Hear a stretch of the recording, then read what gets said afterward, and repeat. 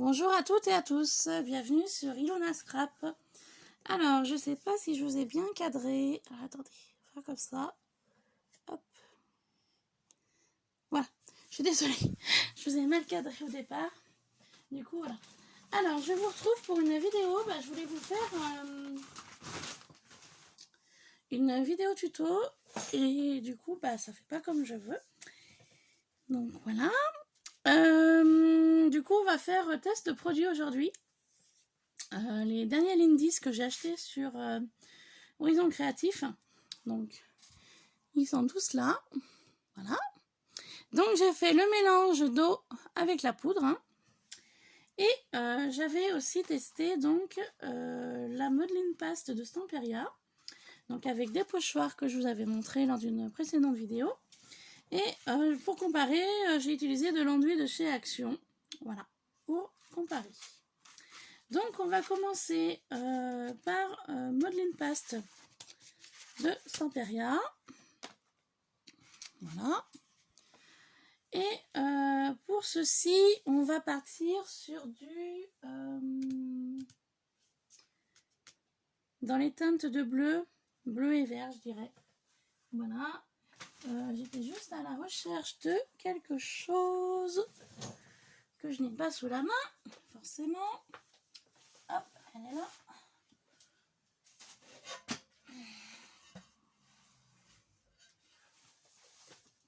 Donc moi, je n'ai pas de plaque en verre, je n'ai pas tout ça.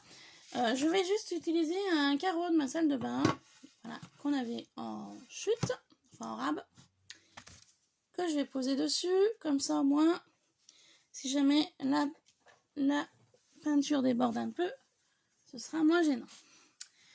Voilà, on va faire comme ça.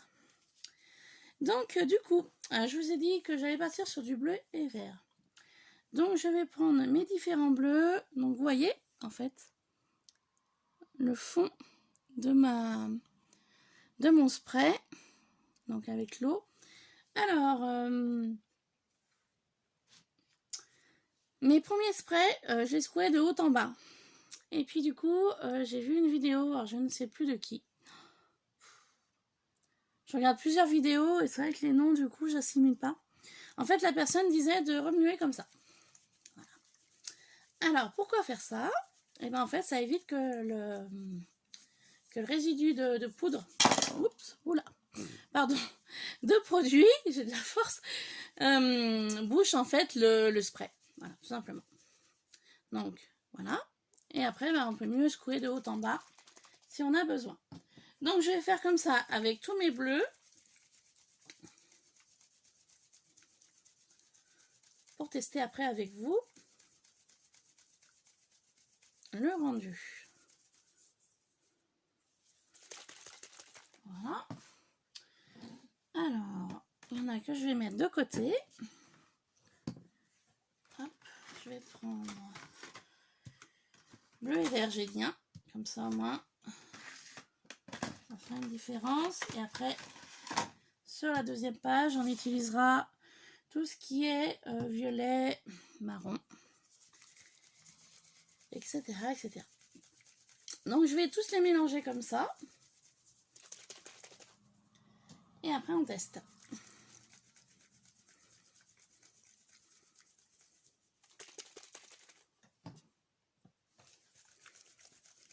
Donc, ça m'a pris un petit peu de temps pour tout remplir avec de l'eau. Donc, j'ai tout rempli avec de l'eau tiède. Je ne savais pas s'il fallait qu'elle soit chaude ou froide, l'eau. Du coup, je suis partie sur de l'eau tiède. Voilà, j'ai bien laissé reposer. Et puis là, depuis que j'ai fait, c'est la première fois que j'y remélange une deuxième fois. À savoir qu'avec l'eau, je faisais ce même principe de ronds, en fait. Hein. On va dire, on a appelé ça des ronds, hein, parce que voilà. Pour mélanger le tout. Et puis après, j'ai laissé reposer tranquillement dans le carton dans lequel j'avais reçu. Et puis bon, les jours ont passé, parce que ça fait déjà bien une bonne semaine ou deux que j'avais procédé au mélange. Du coup, voilà, j'ai dit, allez, je voulais faire un tuto, mais j'ai commencé à peindre quelque chose que je vous montrerai en fin de vidéo, mais c'est pas sec. Donc du coup, vu que c'est pas sec, et ben, je peux pas continuer ce projet-là. Voilà. Donc du coup, je pars sur autre chose. Donc on va commencer. Alors, au niveau coloris, c'est un joli bleu, c'est le Saisy Saphir. Donc comme vous pouvez voir, c'est vraiment un bleu qui est magnifique. Donc on y va pour le premier. Voilà. Ensuite, le deuxième bleu. Je sais pas si c'est du bleu, je dirais du bleu vert. C'est le Tibetan Poppy Teal. Donc c'est un joli bleu comme ça, magnifique. Donc comme vous pouvez voir, je fais des petits sprays. Hein.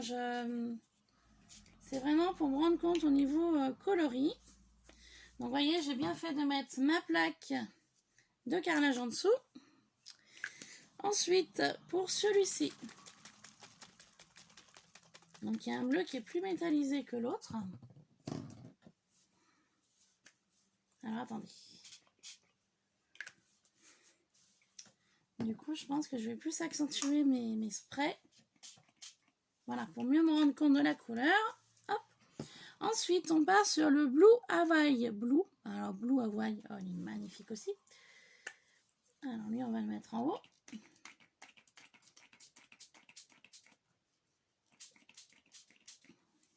Voilà. Donc, ce que je ferai, je noterai après, une fois sec, les différents noms. Ça pourra peut-être me guider pour la suite. Donc, je vais essayer de mettre les sprays dans l'ordre. Hop, de déclinaison. Voilà. Ensuite, on va partir sur celui-là.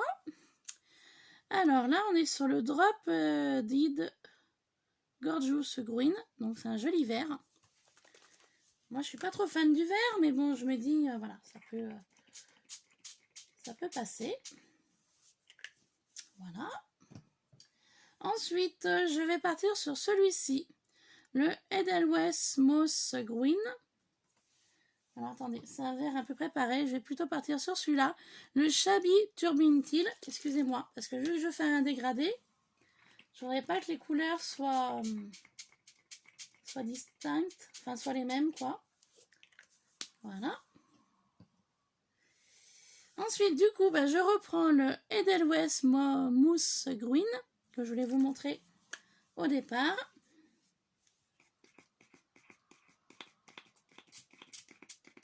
Alors, je suis désolée. La pompe, il faut qu'elle se mette en... Il faut qu'elle s'actionne. Voilà. Ensuite, on va partir pour le Time Travel Teal. Oh, c'est un bleu. Je pense que c'est entre le bleu et le vert. Parce que sur l'étiquette, c'est bleu et le produit est un petit peu vert. Alors, je sais pas. On va voir.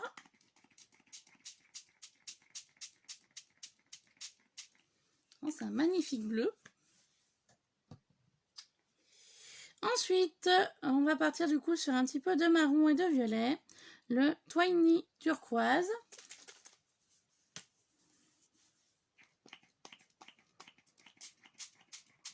Donc, c'est du marron. Voilà. Je trouve que ça rend le fond magnifique. Je ne sais pas ce que vous en pensez. Ensuite, du coup, je vais partir sur, pour finir, mon papier. Donc le jaune et le violet, rose, je garde ensemble. Hop, on va essayer de passer ceux-là.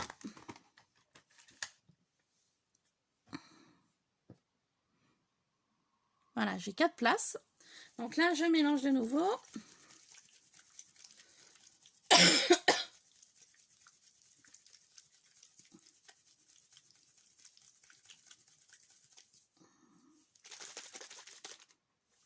Donc là, on va utiliser le Koteil Copper Brown.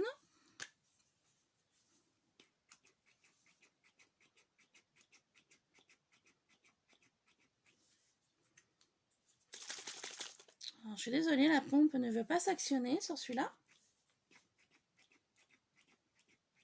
Je ne sais pas si c'est normal.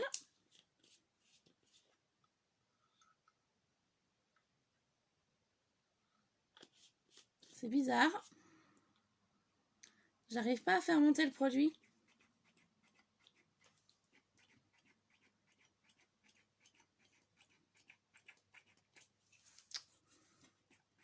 Alors, je sais pas si ça vous est déjà arrivé. J'arrive pas à faire monter le produit.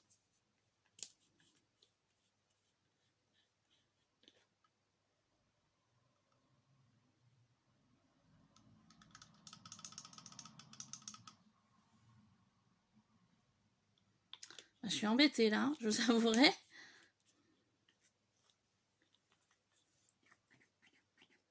Non, bah écoutez, celui-là, je verrai après hors caméra, parce que je ne sais pas ce qu'il a. Du coup, je vais partir sur le Burnish Brass.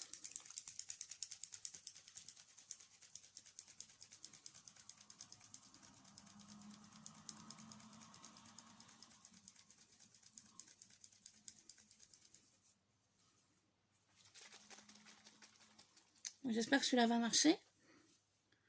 Donc, c'est entre le marron et le violet, hein, celui-ci. Donc, plus le marron. Voilà.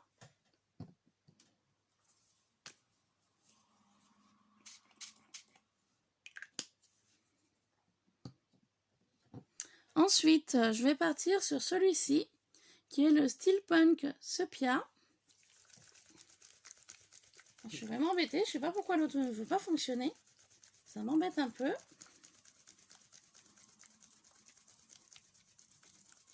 Parce que j'aurais bien voulu faire un test avec vous.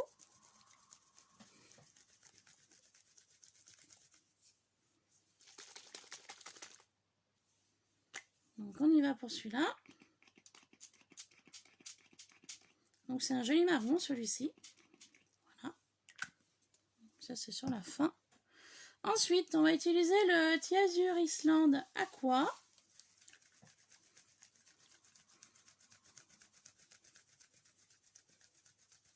Le problème c'est que j'ai pas de spray. Ah si, j'ai peut-être le petit spray que j'ai là, que je vais peut-être pouvoir tester. Alors attendez, on va voir après. Alors on y va donc pour celui-ci qui est entre le vert et le marron. Donc plus le marronné, je dirais. Voilà.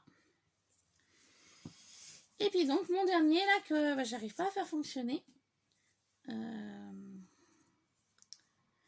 Donc ce que je vais faire, je vais prendre un pinceau. Et puis à l'aide du pinceau, je vais le mettre sur le papier. Ça se trouve c'est juste un problème de conduit. Alors attendez, hop, je prends un bout de papier blanc, un bout de papier, pour poser le spray dessus. Hop. Puis là, pour donc celui-ci, je vais l'utiliser, je vais essayer au pinceau. Je prends le premier pinceau qui me vient sous la main là.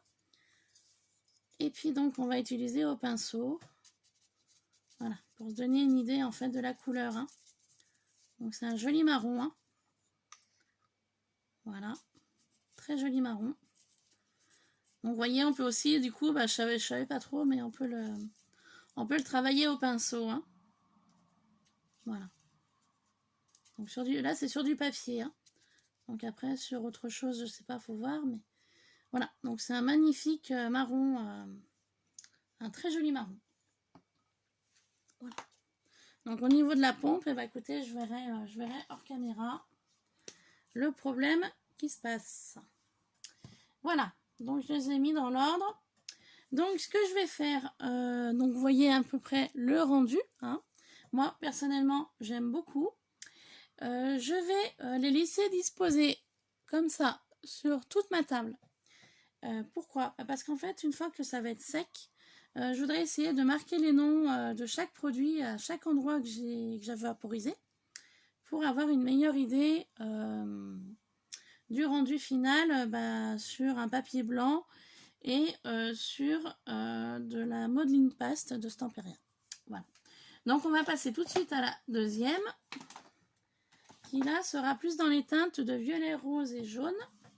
Donc je vais décaler tout ça. Donc ça me fait quand même une belle petite collection. À savoir que j'en ai déjà quelques-uns que j'avais achetés. Ils sont rangés là-haut. Par contre, ceux-là, j'avais pas fait de test. Donc j'aurais peut-être dû. Ce que je vais faire, je vais prendre de quoi essuyer ma ma partie là.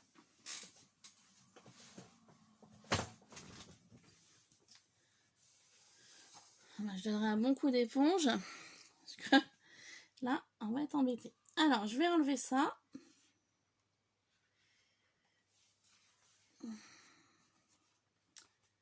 Et je vais y poser ici pour l'instant. Voilà. Donc, je vais prendre de quoi essuyer ma plaque.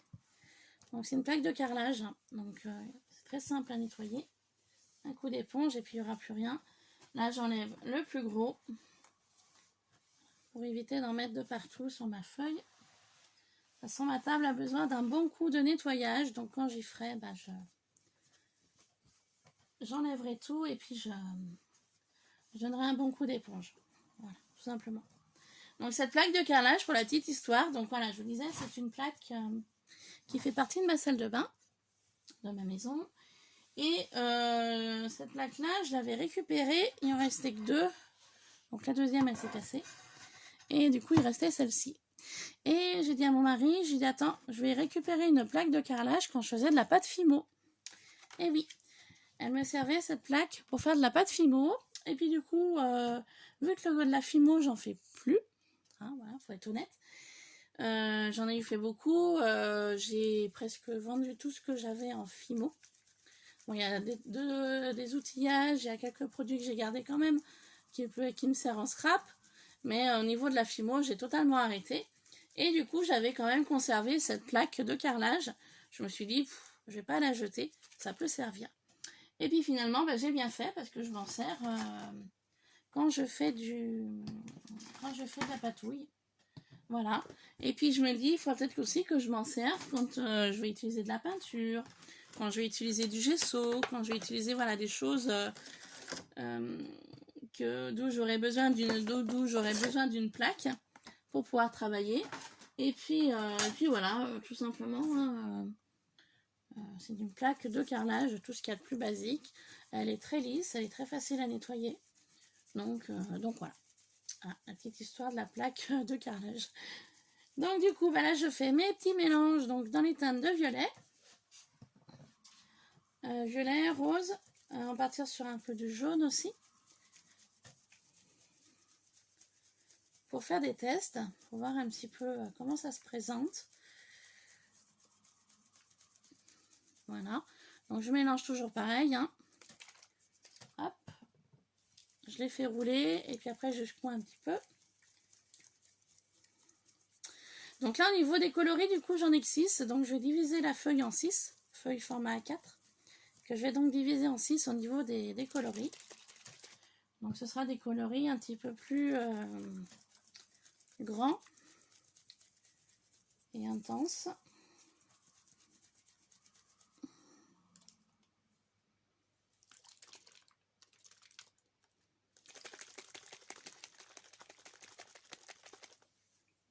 Alors, je vois qu'il y a des endroits, la poudre, elle ne s'est pas totalement dissoute.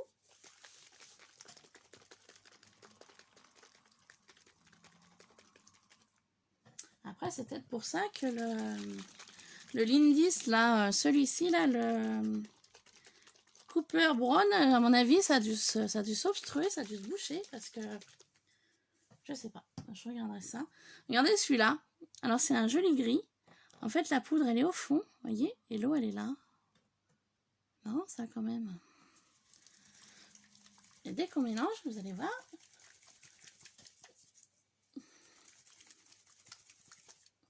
Regardez, une fois mélangé, c'est impressionnant hein, quand même, hein, les Lindis. Hein. Moi, franchement, je connaissais pas. J'ai connu les Lindis sur la boutique d'Horizon Créatif de Ninon. J'en avais acheté 1 ou 2 pour tester. Et franchement, c'était des produits que je ne connaissais pas du tout et j'en suis vraiment ravie. Voilà, petite histoire du Lindis. Donc du coup, on va commencer par la French Lila Violet. Donc on y va.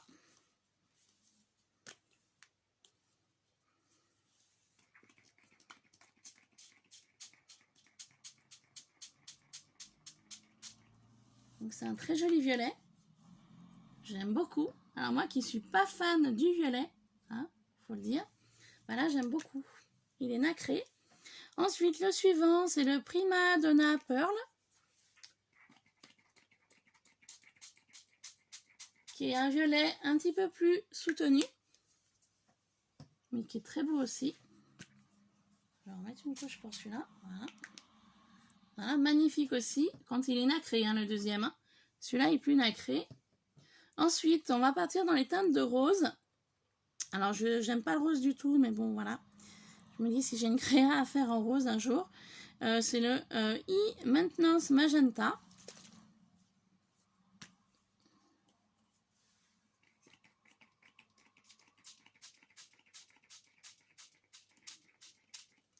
Donc voilà, en rose. Ensuite, on va partir sur du Rusty Lanterne Lime. Voilà. Alors, je suis désolée pour les noms hein, si je les accroche, hein, mais bon, moi et l'anglais, vous commencez à le savoir, que j'aime pas trop ça. Donc là, on part plutôt pour un vert un peu nacré, un vert brillant. Ensuite, nous avons le Bling E Blonde, donc blonde mais jaune, je pense, dans la logique.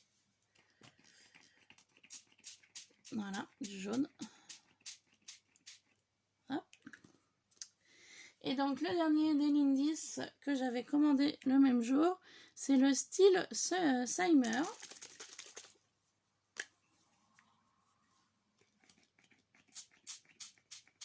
Donc là, on part sur du gris. Voilà, tout simplement.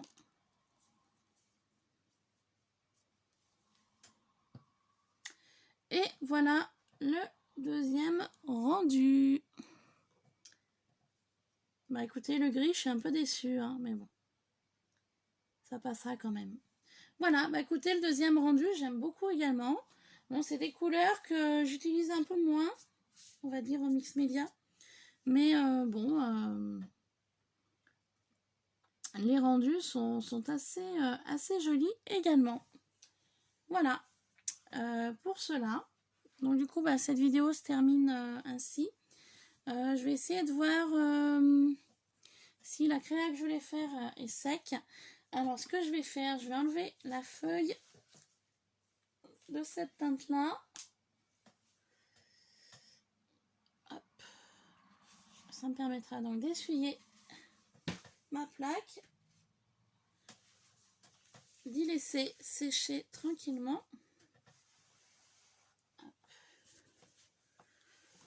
Et de vous montrer la créa que je voulais faire. Par contre, j'ignore si c'est sec. Voilà. Je vais la mettre de côté et j'irai la laver tout de suite après. Tac. On va la mettre là. Voilà. Alors, la créa que je voulais faire, c'était ceci. Alors, vous aurez vu une petite vidéo sur Instagram. Par contre, ça n'a pas l'air d'être sec. Donc, en fait, c'était une boule transparente que j'avais trouvée chez Cultura. Alors. Là, c'est le côté transparent de la boule. Et donc là, c'est la deuxième partie de la boule que je voulais donc mettre à l'arrière. Alors, pour faire ceci, bah, c'est très simple. Donc, j'ai pris une boule transparente, la demi-boule. J'ai pris de la peinture rouge acrylique, ce qu'il y a de plus basique. Et ensuite, je suis venue préalablement faire une première couche. Il y a plusieurs couches. Une première couche avec un pinceau dans le fond de ma boule. Donc, je suis partie du centre et j'ai fait du centre sur l'extérieur. Donc, mon pinceau, je l'ai mis au centre et je l'ai poussé à l'extérieur. J'ai fait ça pour tout l'arrondi de la boule. Donc, pour la première couche. Deuxième couche, hier soir, quand je suis rentrée du travail, j'ai fait pareil. J'ai pris le même pinceau à l'intérieur, parce que là, c'est pas sec, donc je peux pas toucher, je peux pas vous montrer l'intérieur. Pour la deuxième couche, j'ai fait la même chose. Je suis partie du centre de la boule et je suis allée sur l'extérieur. Donc, ce matin, quand je me suis levée, bah, c'était sec. Sauf que je m'étais rendu compte qu'il y avait les traces, malgré 2 couches, il y avait encore les traces du pinceau. Donc du coup, ce matin, ce que j'ai fait, je suis venue mettre une 3e couche donc, de peinture. avec de la mousse comme ça. Vous savez que les enfants utilisent. Et donc sur une plaque en plastique, j'ai mis la peinture rouge. Et en fait, je suis venue tamponner mon embout en mousse dans ma peinture. Donc tout simplement comme ça, hein. Tac, tac, tac. Et ensuite, une fois que la peinture était sur ma mousse, eh ben, je suis venue mettre ma mousse avec ma peinture rouge à l'intérieur. Et j'ai tapoté, pardon, je vous fais bouger. J'ai tapoté l'intérieur de la mousse, enfin de mon embout mousse à l'intérieur. Du coup, cette partie-là, ce n'est pas sec. Et donc, comme vous pouvez voir, je ne sais pas si vous allez voir au niveau du rendu, ça fait des petits, voilà, des petits picots. Vous voyez, enfin, ça fait un effet, voilà, ça fait un petit effet. Là, on voit bien, voilà. Sauf que, bah, c'est pas sec. Donc, du coup, bah, je vais être obligée d'attendre que ça sèche. Donc, je ne vais pas pouvoir faire le tuto aujourd'hui sur ce projet-là. Parce qu'à l'intérieur, bah, je vais vous dire ce que je vais mettre à l'intérieur. Par contre, je vais utiliser la boule transparente. En fait, à l'intérieur de ma boule, donc le fond rouge, je voulais mettre, pardon, il faut que je retrouve ma bombe spray-colle de chez Action que j'avais achetée. Parce que je voudrais bomber avec cette presse-colle à l'intérieur et je voudrais mettre des paillettes. Et oui, c'est Noël. Donc, par contre, ce matin, je ne suis pas arrivée à remettre la main dessus. Donc là, il va falloir que je retourne regarder un petit peu de partout si je retombe dessus ou pas.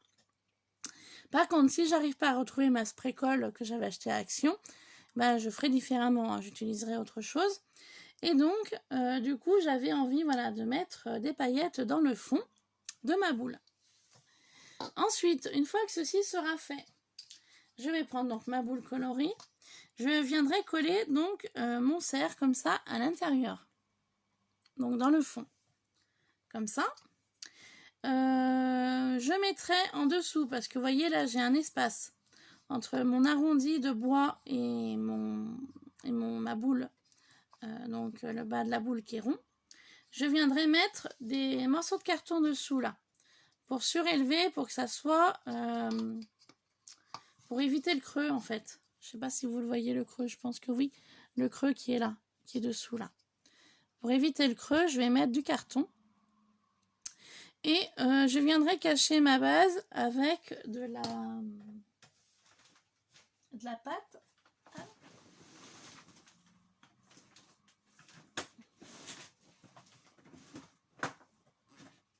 Je trouve mon pot. Non, ça c'est la pâte à texture.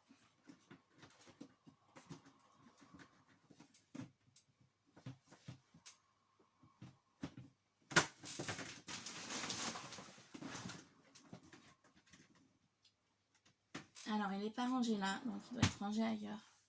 En fait, c'est de la pâte à texture avec des paillettes à l'intérieur. Donc, c'est où j'utiliserai ça pour décorer le bas de mon cerf, pour cacher les pieds. Vous voyez, je l'ai collé, c'est un cerf que j'avais acheté à Cultura. Donc, je l'ai collé avec de la colle à bois. Et je voulais cacher, voilà, le bas des petits carrés qu'on voit là, vous voyez. Je voulais y cacher. Donc, je mettrai du blanc, la pâte à texture avec de la paillette blanche sur le bas. Et ensuite, je mettrai également des étoiles en bois comme ça, que j'avais trouvé à Stocomanie. Donc j'en mettrai différentes, il y a deux tailles, il y a la grande taille et la taille qui est plus petite. Si j'arrive à en attraper une ou deux. Voilà, faire comme ça. Donc vous voyez, il y a deux tailles en fait. Il y a les petites et les moyennes. Voilà, donc encore je ne sais pas quelle taille je mettrai peut-être les deux tailles. Et en fait, ces étoiles-là, bah, je voulais les caler sur le dessus. Comme ça, vous voyez. Je ne sais pas si vous voyez là, avec mes mains, avec ma main. Hop, en fait, ici, là. Comme ça, vous voyez. Je vais en coller une ou deux par-ci, par-là. Donc, de deux tailles différentes. Hein. Et puis, j'en collerai aussi une ou deux dans le fond, comme ça, pour faire un effet étoilé avec les paillettes. Donc je pensais faire ça. Voilà, je voulais pas trop garnir à l'intérieur parce que je voulais garder quand même mon fond, quand même qui est joli avec la paillette, avec les 2-3 étoiles un peu en hauteur. Et donc à l'intérieur, je mettrai donc bien évidemment mon cerf, mes étoiles en bois, ma petite... alors je sais pas si je vais utiliser de la modeline paste étoilée ou de la modeline paste et puis je mettrai de la paillette dessus. Enfin, je sais pas encore comment je vais faire.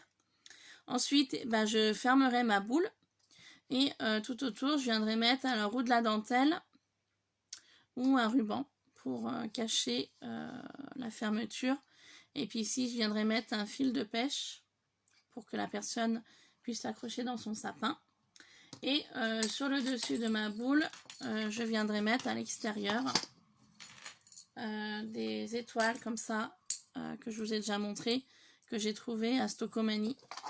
Je les accrocherai là, comme ça, pour que la personne puisse les récupérer et puisse les mettre dans son sapin. Voilà, tout simplement. Donc c'est cette créa que je voulais faire ce matin et du coup, manque de bol, quand je me suis levée, pourtant je me suis levée tôt, je me suis levée à 7 h ce matin, mais ma peinture rouge n'est pas sèche à l'intérieur de ma boule, de ma sphère. Donc il faut attendre que ça sèche. Et j'avais le projet de faire une deuxième créa, mais du coup, voilà. C'était toujours le même principe de plastique, hein, de chez Cultura. Donc là, c'était la forme goutte. Donc là, je voudrais la travailler en mix média. Alors, j'ai teinté en gesso à l'intérieur. Mais du coup, c'est pas l'intérieur que je vais travailler, c'est l'extérieur. Enfin bon, bref. Du coup, là, j'attends que mon gesso blanc sèche à l'intérieur pour que je puisse coller les deux parties ensemble.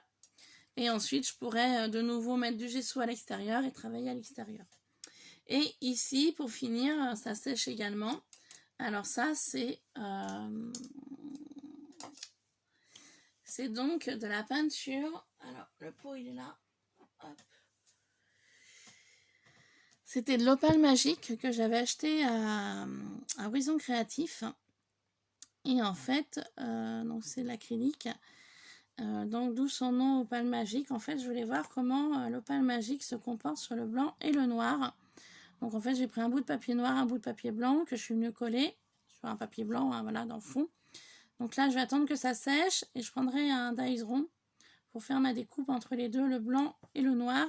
Et je viendrai coller sous mon pot pour que je puisse voir la différence qu'il y a entre le noir et le blanc. Parce que au début que je scrapais, j'utilisais beaucoup de gesso blanc, hop, qui vient donc de chez Action, mais il recouvre pas super bien. Donc vous voyez, là je suis à la fin du pot. Et du coup, l'autre fois, j'avais acheté donc du gesso noir à Action et c'est vrai que le gesso noir recouvre quand même beaucoup mieux que le blanc. Mais bon, le blanc, je me dis, il faut que je le passe. Je vais pas le jeter, même si c'est pas cher, hein. Mais voilà, il faut que je l'utilise. Donc du coup, voilà. Voilou. Donc là, j'attends que ceci sèche pour pouvoir mettre de la colle avec des paillettes. Ou sinon, je vais peut-être pas m'embêter. Je suis en train de penser. J'avais acheté cette peinture à effet avec des paillettes rouges. Alors sinon, je me dis, dans le fond de ma boule, je peux mettre ça. Et je peux peut-être rajouter des paillettes dessus que j'ai ici. Vous voyez, je pourrais rajouter de la paillette rouge ou de la paillette blanche.